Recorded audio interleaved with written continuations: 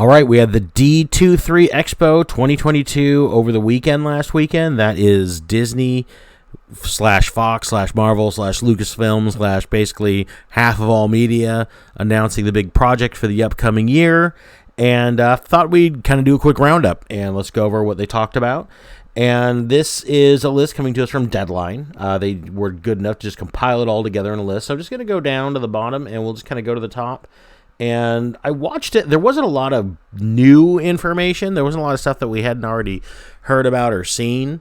But there's a couple of tidbits, and we'll get into that. So first, we're going to focus because that's what the channel is. We'll kind of rush through the Disney stuff. We'll spend a little bit more time on the Marvel stuff and the comic book related stuff. But so we got Disney Channel original, Marvel's Moon Girl and Devil Dinosaur. This show looks kind of weird if you didn't see the picture of it because the dinosaur looks a lot like that dinosaur Fang from the Primal show. So, it was confusing to me because it looks like it's going to be kind of a Teen Titans Go type of animation style, but the dinosaur reminded me of the really mean dinosaur from another show.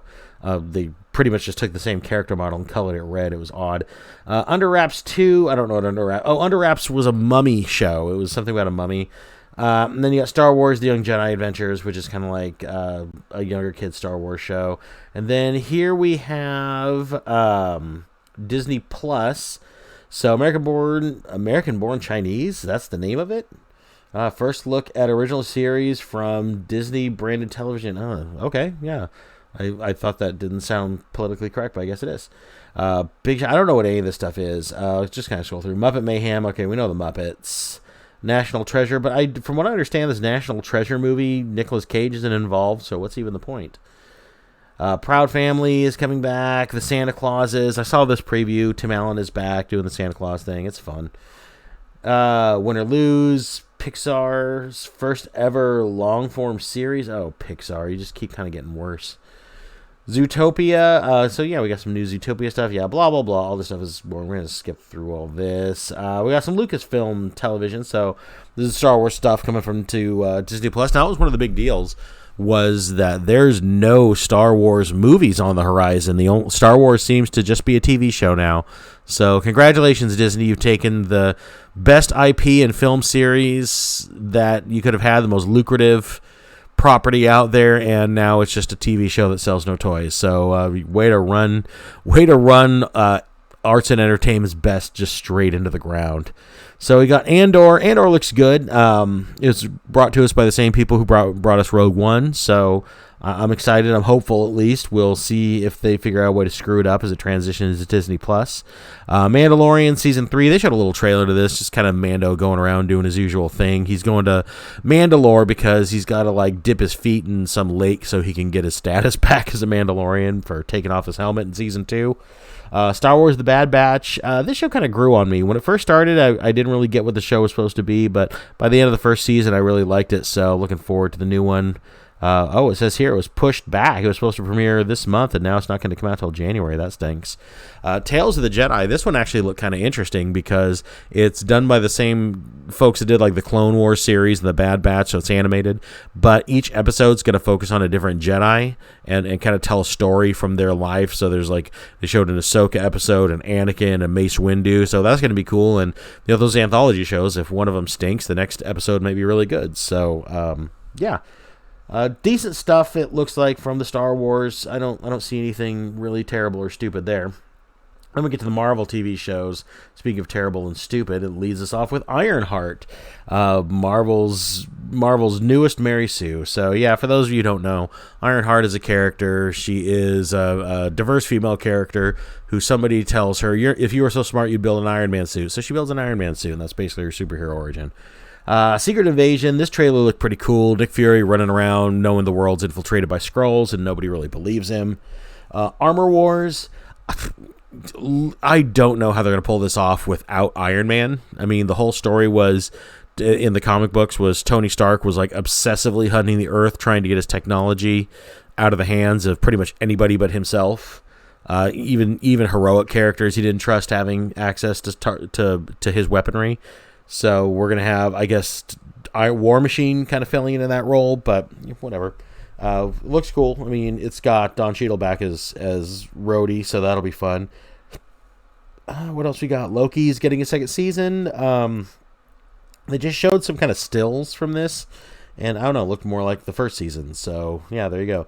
Echo, the character that nobody cares about, Disney is just going to ram this character down our throats. So she put her on the Avengers. They gave her a comic series. They made her the Phoenix. Now she's got a show after she pretty much took over the last half of the Hawkeye show. So yeah, I mean, like Echo, because Echo is not going anywhere apparently. But she's going to be in there. She's going up against Kingpin, I guess. I think Daredevil's going to show up in that maybe a time or two. Speaking of Daredevil, he's getting his own show, which is kind of cool. They did confirm that it's a reboot. They're not continuing the Netflix series, which is not cool, since the Netflix series was great, and I don't know that I really trust Marvel to handle properties anymore, or Disney Marvel anyway. So, but they did announce that it is going to be a reboot, although it's going to have the same cast. And we're going to see Daredevil. He's going to show up first in She-Hulk, I think, maybe even in the next episode. And then he's going to show up in the Echo show, and then eventually he gets his own show. But the big news is that it's an 18-episode first season, so it's the biggest Marvel episode count yet, which is cool. And then you have Werewolf by Night, which looks really interesting. They do it kind of like an old black and white horror movie. And I guess Man-Thing is in it too, which is kind of fun. But the one theme that I saw going through all the Marvel stuff, and it goes through the movies too, and we'll talk about that, is just this. It has been so infiltrated by comedy that you don't take it seriously anymore. It's really getting hard to watch, because it's like they've just become parodies of themselves, and I don't know, I'm getting a little bored with it, honestly. I mean, think about what your favorite Marvel movie is. I mean, mine are Winter Soldier, Civil War, Avengers, and Avengers Infinity War. Those are my three favorites. They are probably the three least comedic, and they're the ones that are just the best. They hit the hardest. They've got the best stories. They have their moments. I mean, they're not humorless, which is good, which is how they should be. But I mean, at the same time, I mean, I don't know that we always need to go the Thor, Love and Thunder. This is just a straight up comedy approach. What do we got next here? We've got some animated movies. Pixar's got some animated stuff coming out. Inside Out 2. God, what a terrible idea. Inside Out was I love Inside Out. It was a great movie. What I liked about Inside Out, even though they kind of had to pull it back a little bit from what I read, is it was a great exploration of a kid who's suffering a mental illness. That's essentially what this is. She loses the ability to feel an emotion. That's a mental illness. And you see her having to cope with it, come to grips with it, and her family having to accept it because she puts on this happy face. And they put this bright and shiny cartoon over. I thought it was a beautiful way to talk about it, honestly. In all honesty, in my opinion, just Inside Out is actual art. And Inside Out 2 is a cash grab sequel, and that makes me sad. Pixar has just completely gone down the tank since its CEO left. I mean, he started a new animation company. I wish him all the luck in the world. Speaking of which, Luck was his first movie, and it was great. So, moving on. Then we got Wish, another Disney animated. Okay, moving on. Disney live action. We're just doing the shot-for-shot remake of animated things. Little Mermaid, Disenchanted 2, if you saw the first Disenchanted. Hocus Pocus 2 looks fun. I mean, the first Hocus Pocus came out when I was young enough to where it terrified me, so I got a little bit of soft spot in my heart for the Hocus Pocus witches. That's fun. And then they're doing this Mufasa Lion King prequel.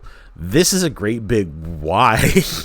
Why do we need this story? And James Earl Jones isn't even going to be in it. So apparently we're going to do the Lion King story, but it's going to be Mufasa and probably, I'm guessing, Scar, and you're going to learn about their whole origin and get answers to a bunch of questions that nobody asked. So thanks, Disney. We appreciate it. 20th Century Fox.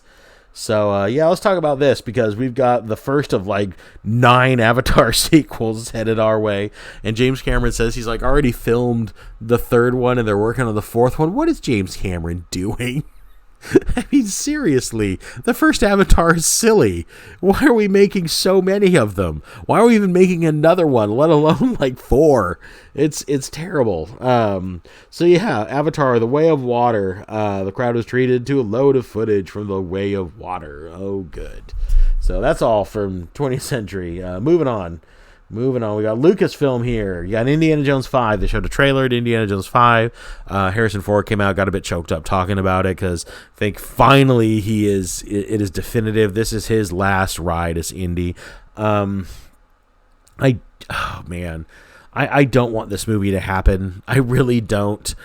Crystal Skull, for all of its problems and all of its flaws, and it had a lot, at least it leaves Indiana Jones in a good place. It leaves him, he's married, he's had his adventure, he came out victorious, and there's that scene where the wind blows the door open, his hat flies off the coat rack, and Shia LaBeouf's character, his son, picks up the hat, and he's like about to put it on, like a passing of the torch, and Indiana Jones takes that from him and puts it back on, like, no, there's only the one Indy, and he leaves. That was, at least, if that was going to be the last we saw of Indiana Jones, that would have been fine. I mean, it's not as good as The Last Crusade, which should have ended the series with Indy riding off into the sunset. But, that was an ending that I could live with, that I could accept. Like, okay, Indiana Jones, he married Ravenwood. He still has the hat. He's still Indy in the end. But now we've got this, and it's going to be Disney-fied, and it's going to be... Oh, it's just going to be terrible. Oh, my God. I'm not looking forward to this. I hope I'm wrong. I do. I hope I'm wrong. I hope it's great, but I have no faith that it will be. And then we saw a preview to the new Willow show. We actually saw some footage. Got to see Willow walking around doing some stuff. We saw Saoirse. We saw his new group of friends that he's going along with. Not really any plot or any details on what the plot of this is, but, it was Willow. And here we go, Marvel live-action film. So first we got Ant-Man Quantumania. We had a little glimpse of design for MODOK. That was about the best we got from that. Black Panther Wakanda Forever. We already know what Wakanda Forever is. It's coming out this year. We know what all this stuff is. The biggest news, I thought, you had Captain America New World Order, where they announced that the villain is going to be the leader, the big-headed guy from the Hulk. So not only do we get Falcon instead of Captain America, because... it's not just that I think that Steve Rogers is Captain America. I think Sam Wilson is Falcon. I think he's a good character, and I think he just deserves his own movie. But so not only do we not get Falcon, and we do not get Captain America because it's Falcon being Captain America, we don't even get to use Captain America's Rogues Gallery. We're going to borrow from the Hulk and take the leader for some reason. Maybe the Hulk will be involved in the story. I kind of hope so. I'd like to see Hulk fight the leader. I would have rather just seen him show up in a Hulk movie. See Captain America maybe fight, the Nail, Faust, one of his villains, one of his actual bad guys, maybe Sin, the Serpent Society. I don't know. There's lots of Cap villains that we haven't seen yet. And yeah, I know Cap doesn't have the best villains, but he still has a couple good ones left we could have probably gone with. Then you have Fantastic Four. It was funny. They talked about Fantastic Four and gave us no information about it at all. That was really interesting. It's like, hey, a Fantastic Four movie's coming. Now, moving on. So, and then there's the one that I want to spend the most time talking about because it's the one that bothers me the most, which is the Thunderbolts. When this movie was announced, I talked about it at the Comic-Con roundup. I was super excited for the Thunderbolts to come out. And then they talked about the D23 Expo, and they gave us the lineup of who's going to be there. And I'm going to show you this picture here. And just to see what we're dealing with here. So this is the movie Thunderbolts. Now, obviously, these aren't the original Thunderbolts, which I was kind of hoping against hope that they would actually give us, Citizen V and Atlas and all those guys. So, no, not that. We're not even going to get one of the more classic recent interpretations of the Thunderbolts, where it's a bunch of villains. It's just this ragtag bunch. And you know what I thought to myself? I thought, okay, well, let's look at this lineup. Who is our favorite Thunderbolt? Is it the Spy? Or is it the Spy that can walk through walls? Or is it the Super Soldier with the metal arm? Or the Super Soldier with the photographic reflexes? Or the Super Soldier from Russia? Or is it the Super Soldier who's a Kirkland brand Captain America? Which of the Spy, Super Soldier, Super Soldier, Super Soldier, Super Soldier is your favorite Thunderbolt? It's like Avengers, Earth's mightiest heroes, and now we've got Thunderbolts, Earth's most redundant heroes. I mean, you remember, it reminds me of that scene of the Suicide Squad where Amanda Waller recruits Bloodsport because he's an expert marksman and weapons expert, and then she introduces him to Peacemaker, who's an expert marksman and weapons expert, and Sportsmaster rightly points out that they're basically the same thing. This is an entire team of the same thing. It's basically two characters split up over, 6 characters. What are we even doing here? What is the point of this team? I mean, if it were me, if I were going to put a Thunderbolts together using the MCU characters, I would ditch Yelena Belova because she's the new Black Widow. I think she belongs on the Avengers. Then I would probably ditch Red Guardian because he's dumb. I would ditch the Taskmaster because they ruined that character in the Black Widow movie. In fact, I would ditch the Black Widow movie was something best not to be revisited. So the fact that we're bringing almost the entirety of the characters back for this movie does not bode well for Thunderbolts. But I would replace those three with, let's just say White Vision, Abomination, and we'll come up with a fun comic book way to resurrect Killmonger. And that would have been my Thunderbolt. So you would have had U.S. Agent, you would have had Ghost, you would have had Winter Soldier, then Abomination, White Vision, and Killmonger. That would have been a funner team. At least you got some diverse. You got an android, you got a big broody Hulk guy, you got your two super soldiers, yeah, whatever. But, at least you got a diverse-looking team as far as not diversity of people, but diversity of powers and diversity of abilities. I mean, literally, 4 of these characters have the exact same powers. I mean, what? I don't know. If you're the villain, you just figure out a way to defeat a super soldier, you just beat the entire Thunderbolt squad. So there you have it. That is the D23 Expo from Disney. So it was a whole weekend of stuff we already know and stuff we didn't care about. Disney has shown us that they have just kind of reached creative bankruptcy, I guess, because if it's not a sequel, it's a remake. Disney, the world of sequels and remakes. But let me know, were you excited by anything that came out of D3 or D23? I would say the most exciting for me would probably be, and again, it wasn't new, so I can't really call it new. So I would say the thing I'm looking forward to most is Andor. I would say the news that I thought was most exciting that came out of D23 that I'm looking forward to the most is probably that Tales of the Jedi show, because I just think it's got a lot of potential. You can, I don't know how far back into the history of the Jedi they're going to reach, but they go all the way back to Knights of the Old Republic. They could do a Revan story. I just think there's a lot of potential there as compared to everything else is pretty much trash. I'm cautiously optimistic, I should say, for Daredevil. It is the same cast. Hopefully they'll bring back some of the same creative team writers and be able to put something together that at least reminds me of the old Netflix show, and maybe figures out a way to bring the good elements from that show and place them in there and still integrate into the MCU.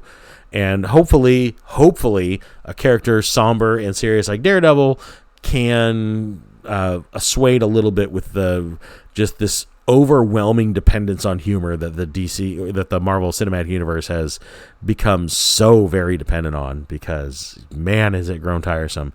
So that was my recap. So tell me in the comments below what you took from it. What was your favorite? What is your least favorite? What do you think should be the biggest disaster, biggest success, whatever you want to talk about? We will talk about it in the comments below. And while you're down there, do all the usual YouTube stuff. Hit like, subscribe, share the video with your friends. Really helps us out, helps the channel grow. And I'm going to leave it there. That's going to be it. I will talk to you later this week with some more videos. See you then. Bye.